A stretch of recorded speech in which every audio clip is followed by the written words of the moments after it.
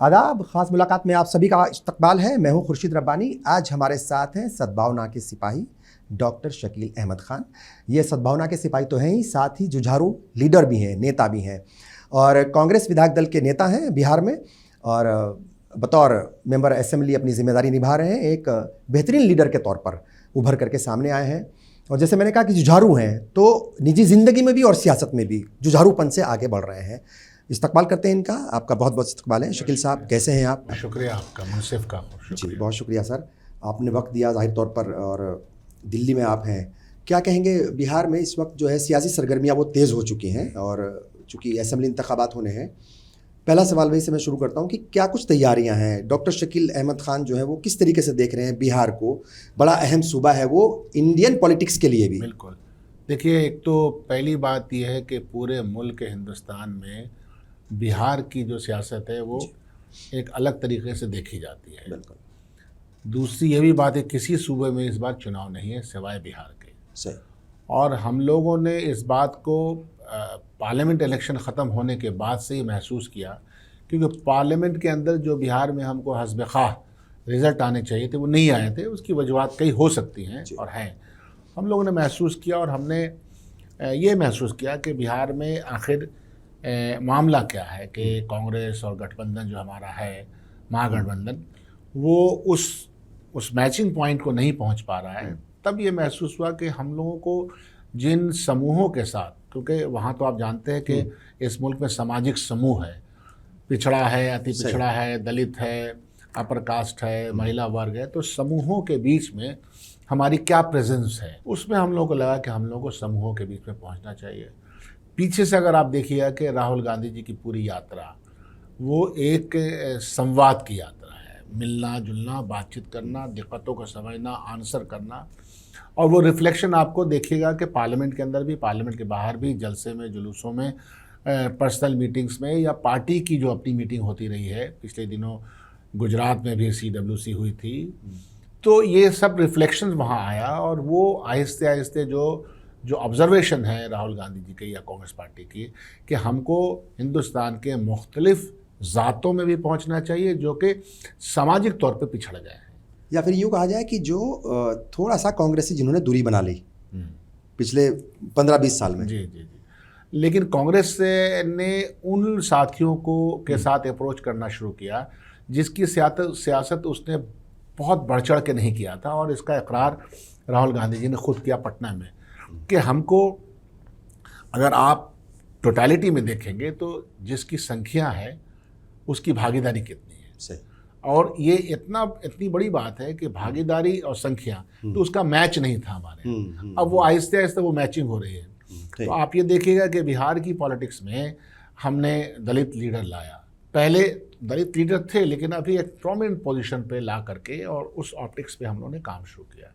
फिर जो अति पिछड़ा वर्ग है, जो कि पिछड़ा भी है दौलत के हिसाब से, समाजी भी और इकोनॉमिकली भी और एजुकेशनली भी, तो इन वर्गों के बीच में हमने उस तरह से पहुंच करके अभी सियासत की नहीं थी।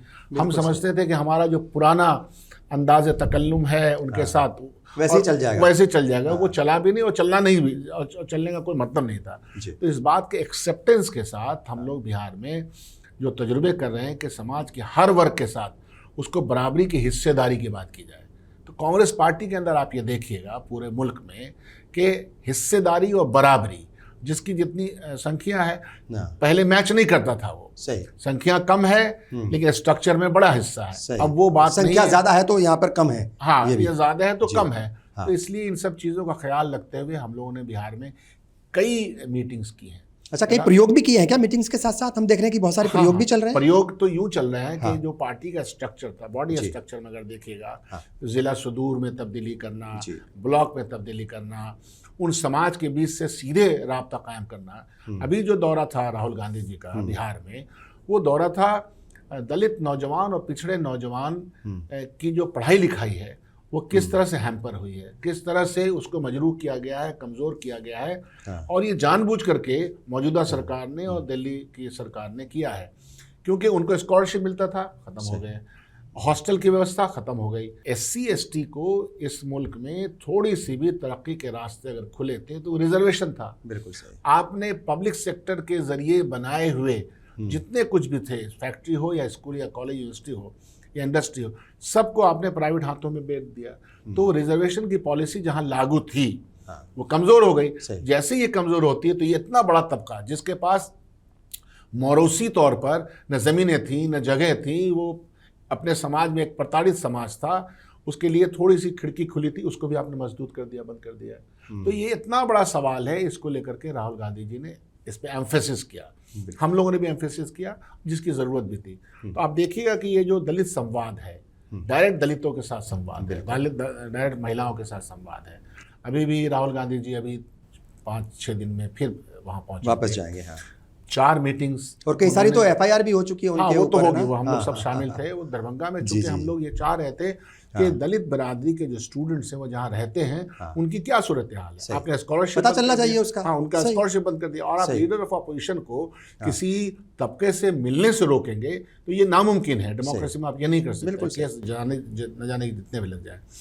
तो अब ये उन तबकात को लगता है कि साहब हमारे बीच में कॉन्फिडेंस लाने के लिए कौन आया है, तो वो राहुल गांधी और कांग्रेस पार्टी है। बिल्कुल। तो कॉन्फिडेंस लाने के लिए सिर्फ बोलने से तो होगा नहीं, एक्शनेबल प्लान के तहत हम लोगों ने जब तजुर्बा किया तो आप ज़ौक दर ज़ौक हम देख रहे हैं कि हमारे साथ ये बिरादरियाँ जो हैं जो पीछे हैं। अब आपको मैं बताऊं, दलित समाज में भी 21-22 बिरादरियाँ हैं जी, और हर बिरादरी की सूरत हाल अलग है, और लेकिन कॉमन फैक्टर ये है कि अगर रिजर्वेशन का लाभ उनको नहीं मिलता तो उनकी हालत सबके खराब ही रहेंगे, वैसे सबसे खराब थे, आज भी खराब है। बिल्कुल।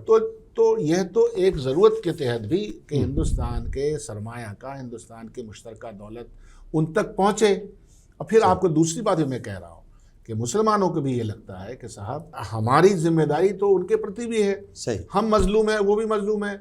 कोई ऐसा थाना नहीं है जहाँ दलित एट्रोसिटीज़ के केसेस नहीं है, 100 केसेस तो हर महीने बन जाते हैं। तो ये जो एक गठजोड़ है, अब प्लस दर्दमंदों का ये गठजोड़ है, और उसको हम लोग बढ़ावा। क्या लगता है साहब, देखिए चूंकि ये बात तो सच है कि बहुत सारी चीज़ें ऐसी हैं जो राहुल गांधी ने जिनको शुरू करने का या इनिशिएटिव लेने का श्रेय उनको जाता है, चाहे वो भारत जोड़ो यात्रा हो, न्याय यात्रा हो, या फिर अब दलित संवाद का जो आप कार्यक्रम चला रहे हैं। मगर कई बार क्या ऐसा लगता है कि देर से उठाया गया कदम है, या फिर ये माना जाए देर आए दुरुस्त है? राहुल गांधी जी ने एक मीटिंग में पटना में कहा, और आपके सामने और व्यूअर्स के सामने बातें सफाई से होनी चाहिए जी। उन्होंने खुद माना कि जो काम हमको बहुत पहले करना चाहिए था वो हमने देर से शुरू किया है, लेकिन हमने शुरू कर दिया है, और उसकी मिसालें नज़र आने लगी हैं। बिहार के पार्टी स्ट्रक्चर से लेकर के अगर आप ऑल इंडिया पार्टी स्ट्रक्चर देखिएगा तो उसमें प्रोमिनेंस पोजीशन, भाई हमारे अध्यक्ष ही दलित हैं, सही, खड़गे जी, तो प्रोमिनेंट पोजीशन के साथ जो अपनी बात है, इकोनॉमिक अपलिफ्टमेंट का सवाल हो, सामाजिक न्याय का सवाल हो, सामाजिक समानता का सवाल हो, हिंदू मुस्लिम के बिरादराना अच्छे ताल्लुकात का सवाल हो, ये सारे ताल्लुकात को एम्फेसिस दे करके काम किया जा रहा है। तो हमको लगता है कि अल्टीमेटली देखिए, झूठ बहुत दिन तक जिंदा नहीं रह सकता, सच की ही जीत होती है, और सच गोडसेवादियों के साथ नहीं है, ठीक है, सच गांधीवादियों के साथ। ठीक है, ये बताइए साहब कि देखिए राहुल गांधी ने 2024 में जो बड़े मुद्दे उठाए उनमें से 2 बड़े मुद्दे, बहुत सारे मुद्दे उठाए मगर 2 बड़े मुद्दे ये थे कि एक तो संविधान बचाओ, दूसरा कास्ट सेंसस का हम करा के रहेंगे हर कीमत पर। और 2023 से तकरीबन उसकी शुरुआत कर दी थी। मध्य प्रदेश में वादा किया था कि अगर 24 में हम जीते और हमारी सरकार बनी तो सबसे पहला काम होगा कास्ट सेंसस का। अब मोदी हुकूमत जो है वो ऐलान कर चुकी है, और ये कहा जा रहा है कि बिहार असेंबली इंतखाबात को जहन में रखते हुए ये ऐलान किया है। चूँकि ये एक बड़ा मुद्दा था जिसको कांग्रेस ने, अपोजिशन पार्टियों ने, लाइक माइंडेड जो पार्टियां हैं उन्होंने, और ख़ास तौर से राहुल गांधी ने इसको उठाया था और इसको आगे लेकर के बढ़ रहे थे कास्ट सेंसस को। क्या ये मुद्दा राहुल गांधी के पास, कांग्रेस के पास बचा है, और इसका इम्पैक्ट बिहार असेंबली इंतखाबात पर कैसे देख रहे हैं? थोड़े से तारीख का मुताला हम लोग को जाना चाहिए जी। 1925 से आरएसएस बनी, और उसके विचार में जी इस मुल्क को कदीम रवायात की तरफ ले जाना था, और उन्होंने इस बात को छुपाया नहीं अपनी किताबों में, जो भी उनके सहीफे हैं उसमें मुसलमान वर्ग तो है ही, उसमें दलित वर्ग है, उसमें क्रिश्चियन वर्ग है, उसमें तमाम वर्ग है। वो जो प्यूरिटन नाम की कोई चीज़ है उसको करते हैं, और ये तारीख का मुताला देखिएगा, वो रिजर्वेशन के खिलाफ रहे, तिरंगा के खिलाफ रहे, आइन के खिलाफ रहे। तो राहुल गांधी जी ने जो मौजूदा सूरत हाल को देखते हुए और तारीख के का मुहासबा करते हुए उसकी समझ के साथ इन्होंने ये शुरू किया कि आइन के जो मराहत है, आइन का जो प्रोटेक्शन है, वो कहाँ कहाँ किस किस लेवल पे छीना जा रहा है। तो आइन के प्रोटेक्शन को छीनने में ये 400 का नारा आइन के दिए गए तमाम प्रोटेक्शन को छीनने की बात थी, वो 240 पे अटक गए। तो राहुल गांधी जी की कामयाबी या पूरे विपक्ष की कामयाबी ये रही कि आइन को दिखा करके बताया कि इसके ऊपर खतरा है, जिसके लिए हमने इतनी जान की कुर्बानी दी है, इतनी तकलीफें सही हैं, इतनी सोबतें बर्दाश्त की। तो वो जो चलता हुआ एक रथ था उस पर लगाम लगा, वो उस मेहनत की वजह से। दूसरी बात उन्होंने ये कही कि जब तक के मुल्क में रहने वाले, बसने वाले, सजने वाले लोगों के हालात का इल्म नहीं होगा, इकोनॉमिक कंडीशन का पता नहीं होगा, इल्मी हालात का पता नहीं होगा, समाजी हालात का पता नहीं होगा, तब तक हम पॉलिसी फ्रेमवर्क में इनको कहाँ फिट रखेंगे। सही। तो पॉलिसी अगर बनानी है तो आपको पूरे मुल्क के लोग किस अवस्था में रहते हैं, किस व्यवस्था में रहते हैं, आप अपने बजटिंग में उनको किस प्रोविज़न के साथ लाएंगे। सही। तो वो बात जब राहुल गांधी ने उठाना शुरू किया और लोगों तक पहुंची वो बातें, तो जाहिर सी बात है कि भारतीय जनता पार्टी को ये लगा होगा, और लगना चाहिए, अगर लग गया तो ठीक है, क्योंकि उनके वज़ीर आज़म, उनके मिनिस्टर्स, उनके जो सो कॉल्ड उनका एक तबका है, बहुत बड़ा तबका है उनका बोलने वाला ज़रा अबलाग पे और टेलीविज़न पे, उन सब लोगों ने उसकी मुखालफत की। मिनिस्टर ने की, गडकरी साहब ने भी की, सब ने मुखालफत की। कास्ट सेंसस क्या होता है, इसलिए गडकरी साहब ने तो बहुत सख्त अल्फाज का इस्तेमाल किया था। इसलिए कि उनको इस बात का डर है कि जो समाज, जिस समाज में वो रहते हैं खुद, उस समाज में एक बहुत बड़ा वर्ग प्रताड़ित रहा है, और प्रताड़ित रहा है उनके इस ब्राह्मणिकल निज़ाम की वजह से। उसके ऊपर सीधा सीधा अटैक उनको लगा, तो उसकी मुखालफत कर रहे थे। लेकिन जाहिर सी बात है कि जिसकी तादाद है वो भारी पड़ेगा, डेमोक्रेसी है, वोट भी है, तो उनको समझ में बात आई। लेकिन मैं अभी भी मानता हूँ, किसान आंदोलन हुआ, 700 लोग मारे गए, शहीद हो गए, और एब्रप्टली उन्होंने वापस किया, और जो बातें कहीं विदाउट एनी डिबेट वो ख़त्म हो गया। और कहाँ है अब किसान आंदोलन में किए गए वादे। उसी तरह से कास्ट सेंसस जो उन्होंने कहा है, फिर हम लोगों ने क्वेश्चन उठाया कि टाइमिंग क्या होगा, ऑप्शंस उसके ऑप्टिकल्स क्या होंगे, उसके अंदर किस नहज पे कीजिएगा, सिलसिला क्या होगा, कब तक कीजिएगा, इसके अभी तक कोई जवाब नहीं आ रहा है। तो एक सोचा छोड़ा है इन्होंने, मतलब प्रेशर बनाया एक तरीके से, अगर कहा जाए प्रेशर, और ये काम आई। और राहुल गांधी की संवाद यात्रा हो, राहुल गांधी की कोई भी यात्रा हो, न्याय यात्रा हो, इन सब ने मिलकर के इस प्रेशर को क्रिएट किया। तो वो, और लोग समझ रहे हैं, जैसे बीजेपी ने ऐलान किया तो हम लोग बिहार में गांव-गांव में कह रहे थे कि ये तो राहुल गांधी जी ने करवाया। तो इसलिए मैंने कहा सच की जीत होती है। बिल्कुल। अच्छा, लोग समझते हैं, ये अच्छी बात है। बिहार की जो पॉलिटिक्स है वो किस तरीके से है और कैसे उसको डिफाइन आप करना चाहेंगे, क्योंकि दशा दिशा देने में इस मुल्क की पॉलिटिक्स को वो बिहार बड़ा अहम सूबा रहा है सियासी तौर पर, और वैसे भी किस तरीके से वो उलझी हुई पॉलिटिक्स है या सब कुछ साफ साफ है? चूंकि बहुत सारी पॉलिटिकल पार्टियां आ भी गई हैं और कांग्रेस, ये जो असेंबली इंतखाबात आने वाले हैं, तो देखिए बड़े सवाल हैं कि भाई कैसे मतलब जो है वो तालमेल बैठा पाएगी, चूंकि जेएमएम जो है वो बहुत सारी सीटों की डिमांड कर रही है, खुद कांग्रेस ज़्यादा सीटों की डिमांड कर रही है, और बड़ा भाई बिहार में आरजेडी है, इसमें कहीं कोई डाउट नहीं है किसी को। देखिए, मैं आपको सच बता रहा हूँ, चूँकि मैं उस मीटिंग्स में बैठता हूँ, अलायंस पार्टनर और अलायंस पार्टनर के बीच पे सीटों के बंटवारे को लेकर के कोई दिक्कत नहीं आएगी। अच्छा, ये क्लियर बोल रहे हैं? एकदम क्लियर बोल रहा हूँ। लक्ष्य सामने है हमारे। ठीक। उस लक्ष्य की प्राप्ति में हर आदमी चाहता है कि हम एक कॉम्प्रोमाइजिंग तरीके से जल्द चीज़ों को निपटाएं और हम लोगों में जाएं।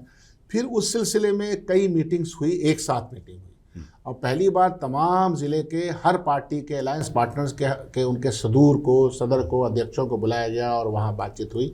लगातार बातचीत का सिलसिला है।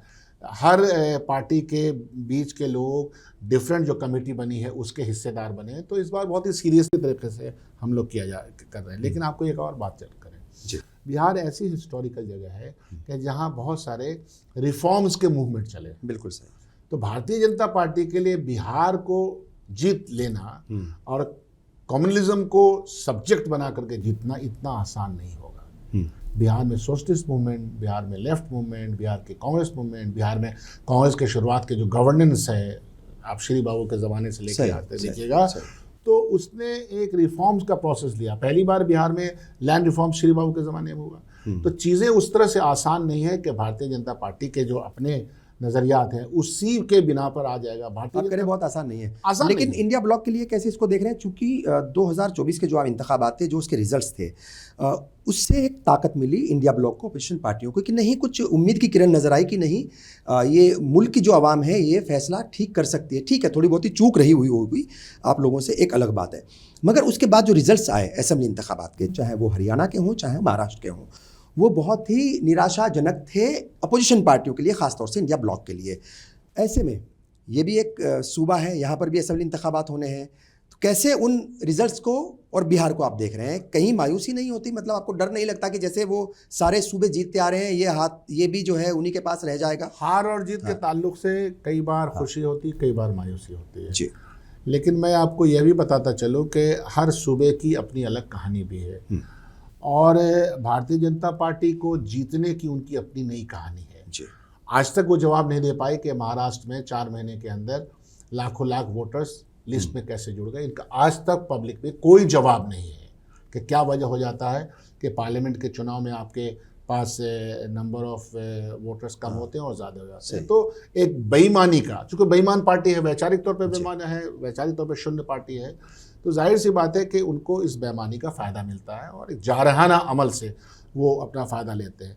लेकिन हैविंग सेड दैट, ये बोलने के बावजूद मैं आपको ये कहना चाहूँगा कि पिछले बार 2020 के चुनाव में सिर्फ 12,000 वोटों के फ़र्क से सरकार इधर उधर बनी थी बिहार में। अगर आप ये देखिए, ये भी रिकॉर्ड आपके सामने है, 2020 में सिर्फ 12,000 वोट का मामला था, उसमें कई सर्टिफिकेट जो 100 वोट और 150 वोट वाले थे, ऐसी लगभग 20-25 सीटें होंगी कि जहाँ पे सर्टिफिकेट का मामला इमीडिएटली डिस्ट्रिक्ट मजिस्ट्रेट साहब ने इशू किया और नहीं किया, ये सारा मामला वहाँ चला था। तो इतना आसान नहीं है कि बिहार में जो अपोजिशन है, हम लोग जो महागठबंधन है, और महागठबंधन के साथ जो सपोर्ट बेस है, और पिछले दिनों में जो मौजूदा सरकार बिहार की और मुल्क की है, उसका जो बैड गवर्नेंस की प्रकाष्ठा है, वो सारी चीज़ें इन फेवर ऑफ गठबंधन के जा रही हैं। एक चीज़ और है साहब, देखिए, चूंकि बिहार पहले ही कह चुके हैं कि दशा और दिशा बदलने में और उसका एक रोल रहा है, बहुत सारे आंदोलन वहाँ से चले हैं, और इंडिया ब्लॉक की मतलब एक तरीके से आइडिया भी बिहार से ही मतलब जो है माना जाता है, और नीतीश कुमार का बड़ा रोल रहा था। आप मानते हैं कि अगर नीतीश कुमार रहते तो आज जो इस मुल्क की जो सियासत है, जो हुकूमत है, वो बदला हुआ है एक तरीके से, मतलब सिनेरियो? हाँ, वो कहानी अलग होती, मुझे मानने में कभी कोई इनकार नहीं, वो कहानी अलग है। लेकिन मैं आपको ये बताऊं कि भारतीय जनता पार्टी, उसके नज़रियात, उसके लोग एन केन प्रकारेण, उनकी तबीयत में ये है कि किस तरह से दबाव की सियासत की जाए, दबाव की सियासत की जाए, अपने तंत्र विद्या का इस्तेमाल किया जाए और मुंह को बंद कर दिया जाए। ये जो डिक्टेटोरियल अधिनायकवाद का जो रिजीम चल रहा है, गो के वो पार्लियामेंटी निज़ाम से चल रहे हैं, लेकिन अधिनायकवाद भी शामिल है। आप देखिएगा, हज़ारों मिसालें उस तरह की लगेंगी जहाँ लगता है कि ये तो इंसाफ हुआ नहीं। तो अभी ये जद्दोजहद भाईजान आपके स्टूडियो में कह के जा रहा हूँ कि चलेगी, जीत लेकिन सच्चाई की होगी, और वो जीत भारतीय जनता पार्टी के नज़रियात की नहीं होगी। वक्त लग सकता है, ठीक है, कोई दिक्कत नहीं। तेजस्वी यादव जो हैं वो एक युवा चेहरा है, और उनकी एक्सेप्टेंसी वैसे है कि भाई एक यंग लीडर है वो। कांग्रेस की तरफ से वैसा चेहरा मतलब क्या कन्हैया को बनाने की कोशिश हो रही है, चूँकि उनको थोड़ा प्रमोट किया जा रहा है, और पप्पू यादव को लेकर के भी मतलब कहीं ना कहीं थोड़ा सा कश्मकश में रहती है पार्टी, चूँकि एक अलग तरह से प्रेशर दूसरी पार्टी का आता है कि इनको थोड़ा किनारे रखो। मैं इन दोनों व्यक्तियों के बारे में बता दूं। जी। कांग्रेस पार्टी व्यक्तिवादी सियासत करती नहीं है, वो एक कलेक्टिव सियासत करती है और सब लोगों को एक जिम्मेदारी दी जाती है। तो मैं देखता हूं कि मीडिया में इन दोनों शख्सियात को लेकर के ऐसा लगता है कि दे आर लीडिंग एवरीथिंग। ऐसा हो ही नहीं सकता है। ये लोग अपनी अपनी पोजीशन पे हैं और काम करते हैं। पार्टी जो हुक्म देती है, पार्टी जो काम देती है, उसको निपटाते हैं। अब कन्हैया NSUI के ऑल इंडिया प्रेसिडेंट हैं, तो जाहिर सी बात है कि NSUI और यूथ कांग्रेस कोई लीड करेगा कोई एजुटेशन, तो इनका जाना तय है। इट डजंट मीन कि यह लीड कर रहे हैं। लीड तो हमारा नज़रिया करता है, हमारा पूरा संगठन करता है, और उसमें बहुत सारे लोग हैं, तो वो इसी तरह से होगा। असल जो लीडरशिप है, मानता किसको है, वो है राहुल गांधी। चेहरा राहुल गांधी जी का है, और स्टेट का इलेक्शन हो, देश का इलेक्शन हो, जो उनके नज़रियात हैं उसको किस तरह से पर्कुलेट किया जा रहा है। और मैं आपको बता दूं कि बिहार में हम लोगों ने राजेश राम का चेहरा आज के दिन में हमारे पास जी, दलित हैं, 2 बार के एमएलए हैं, फादर भी, एक पूरी विरासत है। तो चेहरे कभी भी बन सकते हैं, कभी भी उभर सकते हैं। शर्त यह है कि संगठनात्मक तरीके से हम कितनी प्रॉपर वे में आगे मजबूती बढ़ें। के साथ सही, आगे बढ़े सही। तो वो लंबा रहता है। सही। पप्पू जी को यही हम लोगों ने ज्वाइन करवाया था। जाहिर सी बात है कि हमारा जो संगठनात्मक ढांचा एक बात, दूसरा ये कि अलायंस का जो ढांचा है, तो हम अलायंस हमारे लिए बहुत ही ज़्यादा महत्वपूर्ण स्थिति पैदा करता है। ये सब तो ठीक है, मगर क्या एक प्रेशर पॉलिटिक्स जो है या प्रेशर टैक्टिक्स, ये क्या ठीक है मतलब गठबंधन में? और क्या एक पार्टी आपको बताएगी कि किसको रखना है, कहाँ जाना है, कितने तक उसको जो है ये करना है? उस प्रेशर में आना मतलब एक इतनी बड़ी पार्टी के लिए जो देश की सबसे बड़ी पार्टी ऐसा होता नहीं है। हम चीज़ों को दूर अंदेशी से खुद फैसला करते हैं। कांग्रेस पार्टी हर व्यक्तियों को देख करके और बिहार की सियासत को देख करके, बिहार का सियासी निज़ाम का जो सालों साल से मंजरनामा चलता है उसको देख के ही फैसला करते हैं। कोई प्रेशर किसी भी तरह का नहीं होता है। हम जिसको सही समझते हैं, लीडरशिप जिस चीज़ को सही समझती है वही करती है, तो कोई किसी तरह का प्रेशर नहीं।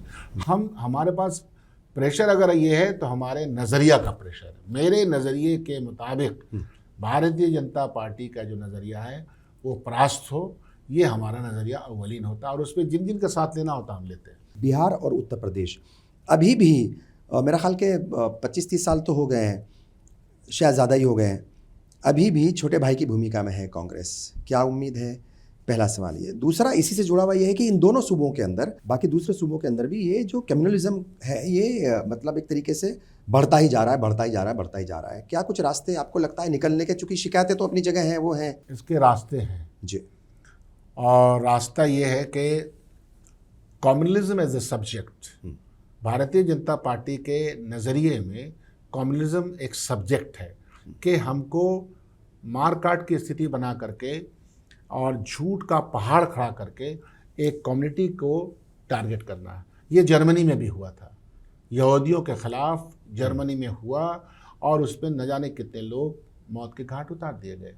एक फॉल्स दुश्मन पैदा करना है, उसकी तारीख के साथ खेलना है, बिल्कुल सही। अध कचड़े हाफ ट्रूथ के साथ तारीख को सामने लाना है।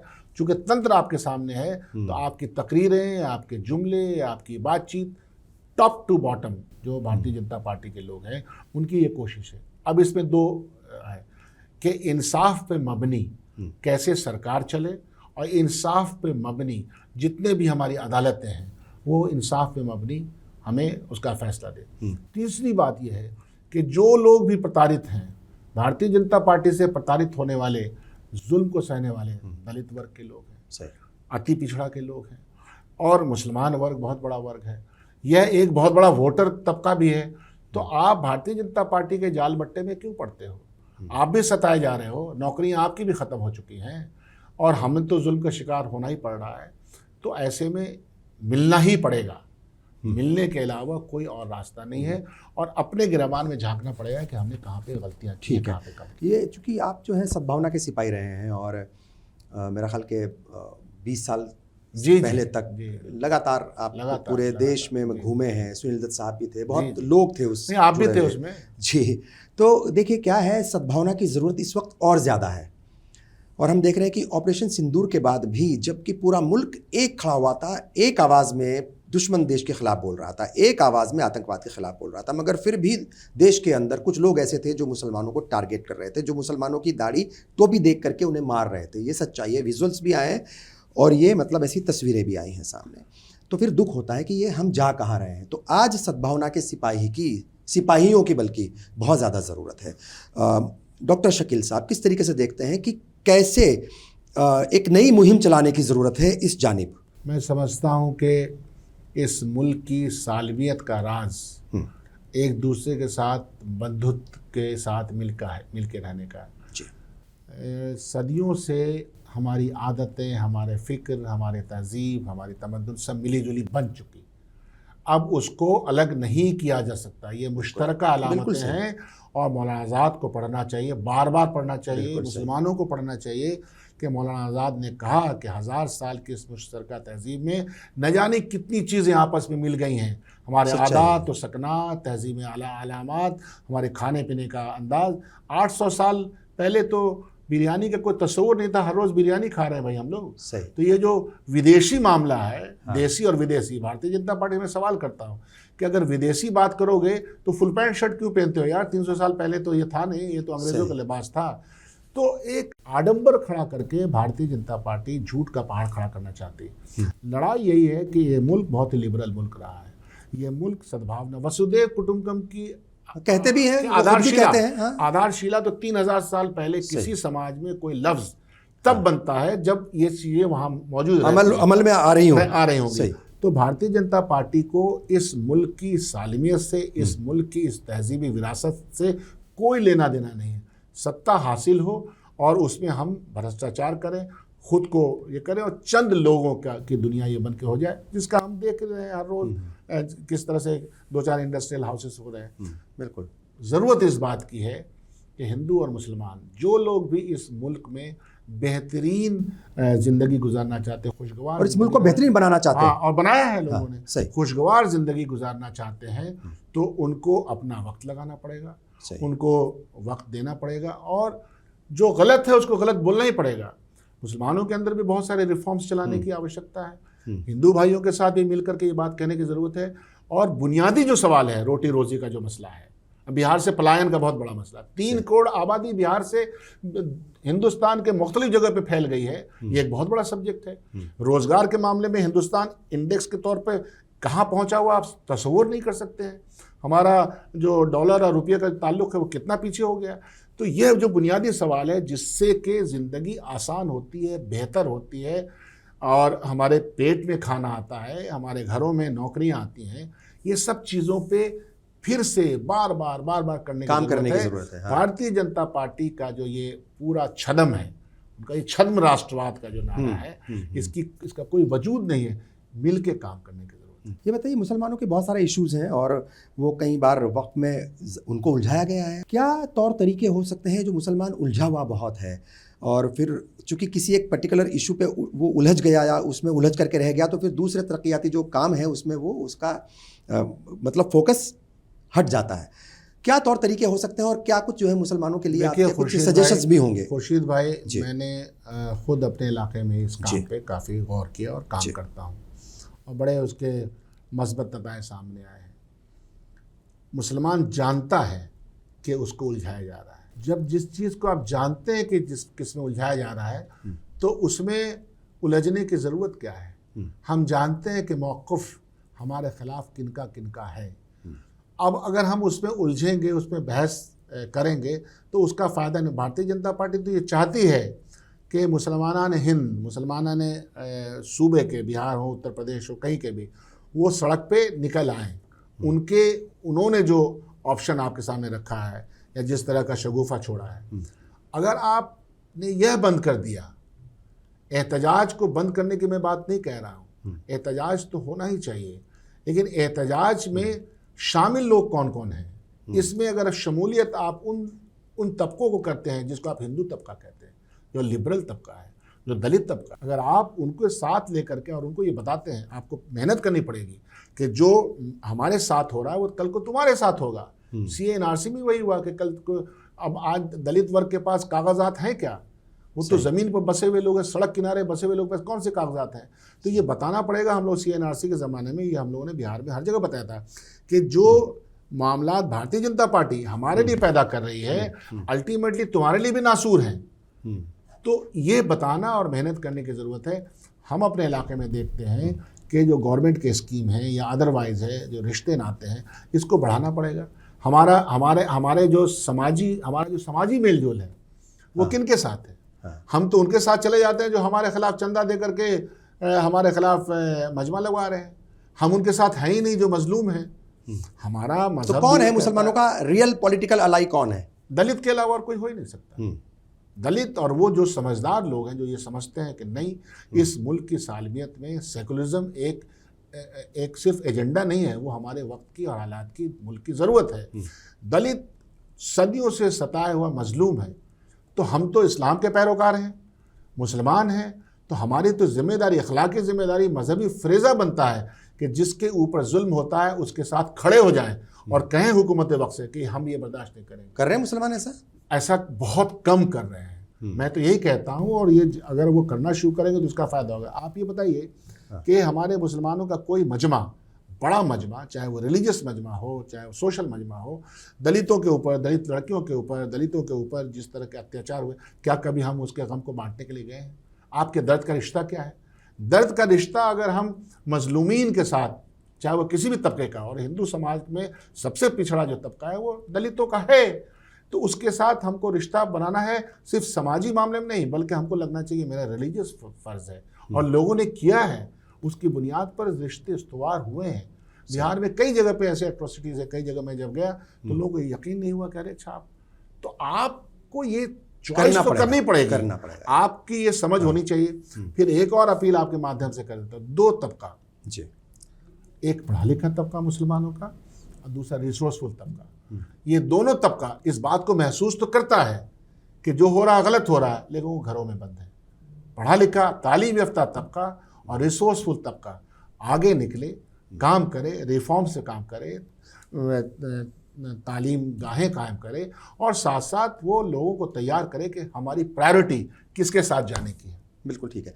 ओवैसी की पॉलिटिक्स को आप कैसे देखते हैं? असदुद्दीन ओवैसी जो है वो मुसलमानों के बड़े लीडर बनकर के उभरे हैं, और हालांकि वो उनको जीत उस लेवल पर नहीं मिल पाती, लेकिन अगर बिहार की बात करें वहाँ पर वो बड़ी सरगर्मी के साथ गए और अपनी बात रखते हैं। 5 मेंबर असेंबली उनके जीते भी थे, सीमांचल में अच्छा खासा प्रभाव रखते हैं। तो कांग्रेस के लिए ओवैसी की जो पॉलिटिक्स है वो कितनी मतलब जो है वो नुकसानदायक है या मुफीद है, कैसे देखते हैं आप? अगर उनका नज़रिया बहुत गहरा होता, हाँ, और उनके नज़रिए पे चलने वाले लोग होते तो 5 में से 4 बदल नहीं जाते।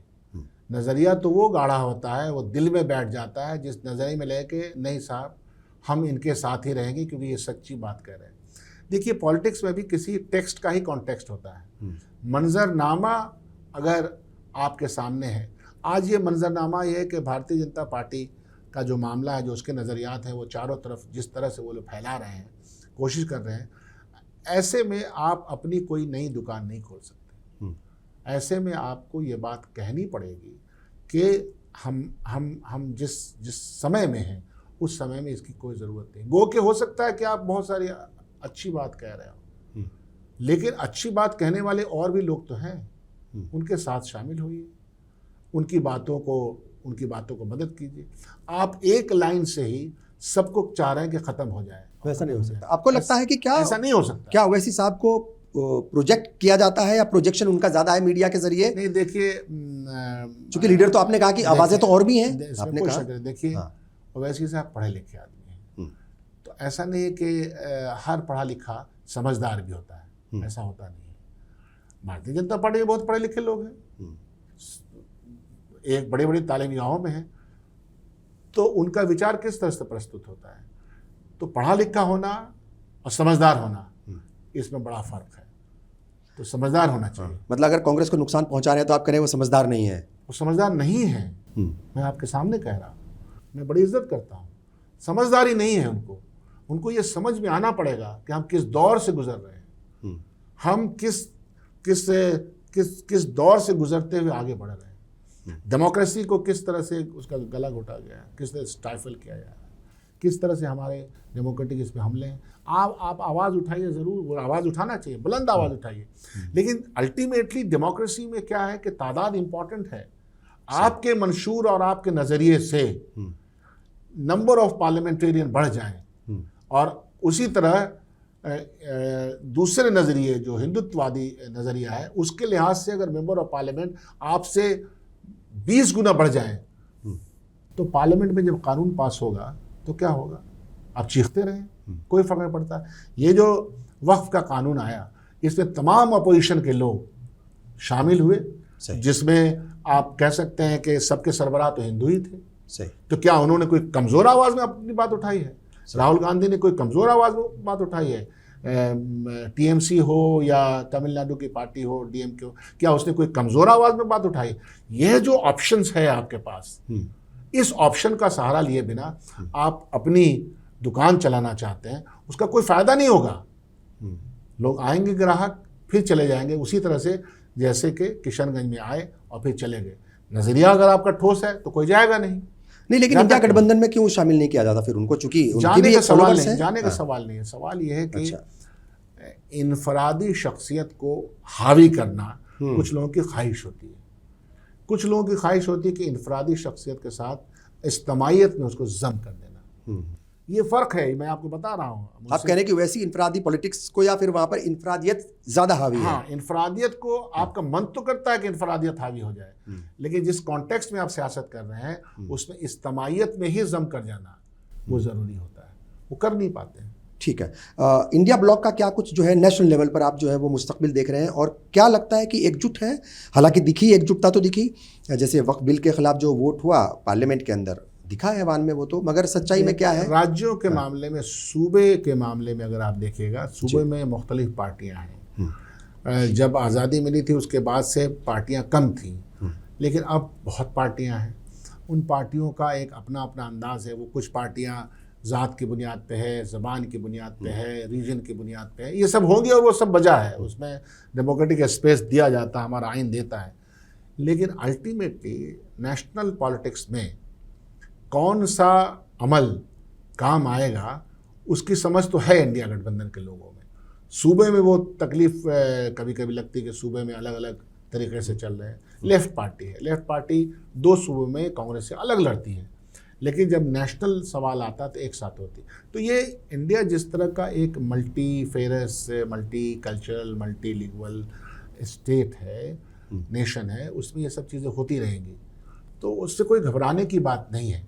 हर पार्टी अपने अपने तरीके से काम करती है, लेकिन जब सामने टारगेट सामने हो तब उनको एक साथ तो फिर करके छोटी छोटी चीज़ों को भुला करके वो फिर सब मिलकर के आगे बुलाते हैं लोग, ऐसा नहीं कि नहीं बुलाते। ठीक है। तो डॉक्टर शकील, बिल्कुल डॉक्टर शकील साहब, क्या एक अपना रोल देख रहे हैं इंडियन पॉलिटिक्स में, कांग्रेस में, और फिर सामाजिक काम में? चूँकि बहुत सारे जो है आप काम कर रहे हैं, स्कूल भी आपने बनवाए और गरीब लोगों के लिए अपने इलाके में स्कूल भी बनवाए हैं, और गर्ल्स का भी, गर्ल्स के एजुकेशन के लिए भी आप काम कर रहे हैं, तो थोड़ा सा उसके बारे में भी। जी, कांग्रेस पार्टी का अगर इतिहास देखिएगा और गांधी जी का इतिहास देखिएगा और उस ज़माने के बहुत सारे लोगों का, मौलाना आज़ाद जेल की सलाखों के पीछे रामगढ़, रांची चले गए, स्कूल कायम कर दिया। अपने गांधी जी सियासत में थे, 24 घंटे सियासत में थे, लेकिन अभियान चला करके स्कूल बनाया और कॉलेज बनाए और लड़कियों की तालीम। तो जो सियासतदान है वो समाज के पिछड़ेपन के ऊपर उसको बार बार काम करना चाहिए। वो सिर्फ गणित में गुना भाग में नहीं कि ये इलेक्शन में कैसे जीतूंगा, वो कैसे हारूंगा, इसके अलावा भी काम है।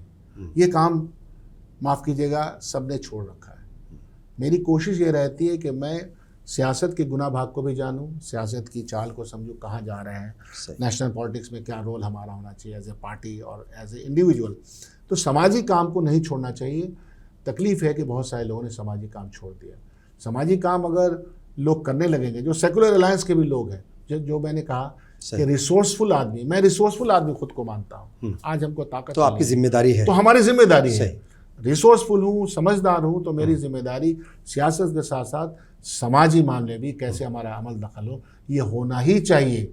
और उसी के तहत, उसी नज़रिए के तहत हम काम करते हैं। और हम जिस कम्युनिटी में पैदा हुए हैं वहाँ बहुत ज़्यादा काम करने की ज़रूरत है। बिल्कुल, बहुत रिफॉर्म्स चाहिए, बहुत सारे तालीमी अदारे चाहिए, तो इसकी ज़रूरत है, वो सबको करना चाहिए। हमारे लिए वक्त निकाला, बहुत बहुत शुक्रिया। तो ये थे डॉक्टर शकील खान साहब, जो तमाम बातें बड़ी ईमानदारी से कह रहे थे। और जहाँ तक बिहार की बात है, इनका साफ तौर पर कहना है कि चूंकि इनकी जो पॉलिटिक्स है, इनकी पार्टी की पॉलिटिक्स है, या जो पूरे गठबंधन की पॉलिटिक्स है, वो सच्चाई पर मबनी है, सच्चाई पर आधारित है, और जीत आखिरकार सच्चाई की होती है। आपने प्रोग्राम देखा, आप तमाम का शुक्रिया। मुझे और पूरी टीम को दीजिए इजाज़त। आदाब।